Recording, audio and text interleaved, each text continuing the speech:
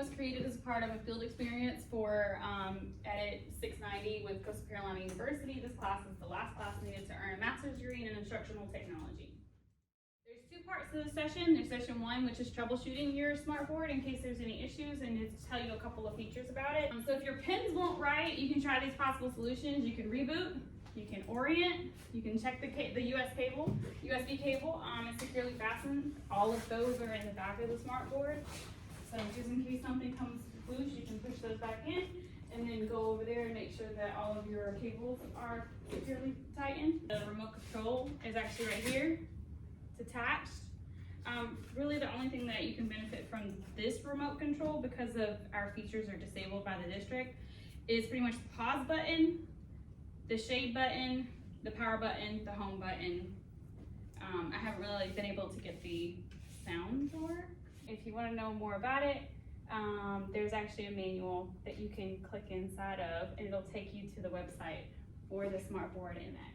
Did you know that multiple users can write on the display at the same time?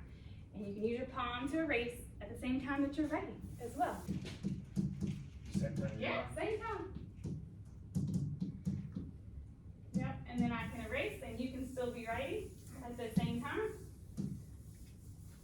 And many users, I think it's up to 20 users that can actually do this at the same time. So a lot of times I'll have kids, I'll just pull up the whiteboard feature by clicking the home panel and the whiteboard, and I will demonstrate for them on this side. I'll even bring up the lines for them in case we need it, or if we're graphing something, then use it on this side, and then I can have another student over here practicing as well, and we do that for small groups. Session 2, that's pretty much their features, what you can do with it, what our district allows us to do, because a lot of the internet features are turned off. This one automatically makes it ad free as well, and you can do that by clicking on this left hand side right here, this little puzzle piece. You click that open and you can add your own video. You can search it up.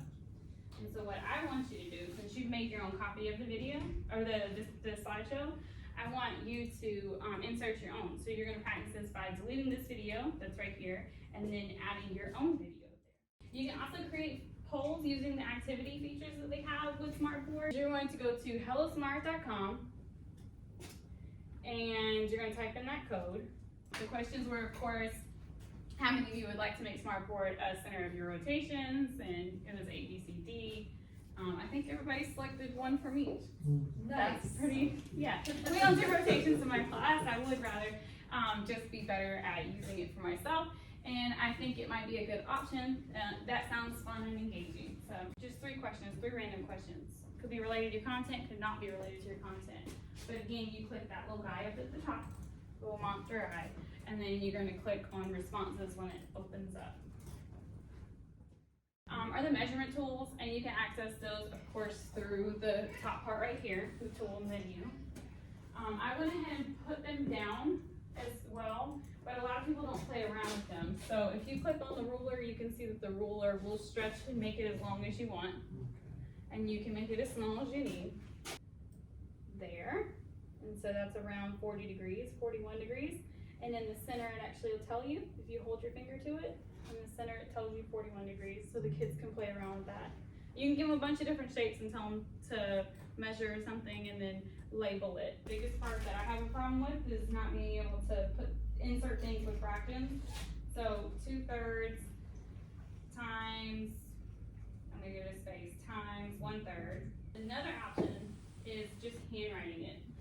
I think that's the coolest part about it. So I'm gonna write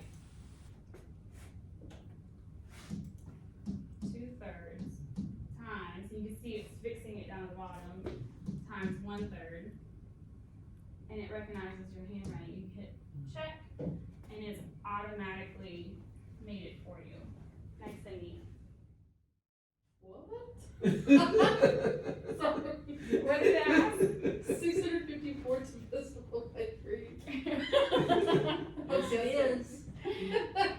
It is, because I know my divisibility rules.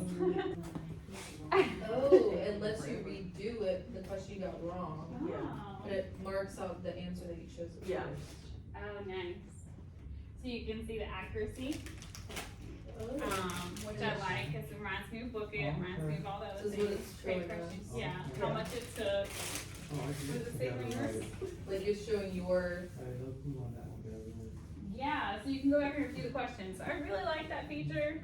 And it really did not take me long at all. I literally found a picture of the map, and then I Googled the answers, of course, and I started plugging it in there. mine's still loading. You can actually, when you're creating this, you can drag these circles up and down and size them accordingly. Alright, you can see that I'm going from slide to slide, and it's still logging you in, it's still working. So you have multiple activities throughout. Shout it out. So I really like this one because it reminds me, and I can't remember the name of it, but we used to go and attach the things to it, and it's blocked by the district now, where they got to write a little, like a sticky note. Padlet. It's blocked. So this is similar to it in a way. Yeah. I there, really, so what would be a standard that you could cover using one of these activities? Shout it out, label reveal, super sort, monster quiz, or polls. You get to select, so I'm gonna hit start. Does it say who wrote that? Yes, it does. It's kinda small on my end, but it's MS, so it's you. Oh. Yep, and you can actually turn that feature off and display names and cut it off as well. So Lumio is kind of like, okay, you have PowerPoint and then you have PowerPoint online. Okay, sometimes when you do PowerPoint and you transfer it to PowerPoint online, it doesn't do very well. Well, I created everything that I created in Smartboard app, but if I would have created it through Lumio, it would have been more accessible and shareable, and it would have worked a little bit better and smoother. Live and learn. Just like a doc, I created it, it's untitled, but it's saved instantly. I don't have to really go in and save it again like I would have to do through the app. So if I actually want to add on to this lesson, all I have to do is just hit edit. Once I click into it, I can add a plus sign, and then I can add whatever else I want to. So if I want to add an organizer, I can. If I want to add a simulation, I can. I'm going to do that here. You notice that they have fractions, area builder, lots of math, and a lot of science on here. So here's where you can add a YouTube video. So if your kids are struggling with integers, you can add anything to do with that. Introduction to integers. What's an integer? With Mr. J, add. So in case they're having any questions, follow-up questions, you can always add that and they can play it. Afterwards, you can actually create an assessment on it. So response, whole class formative assessment, just to see if they got it, a quick check afterward.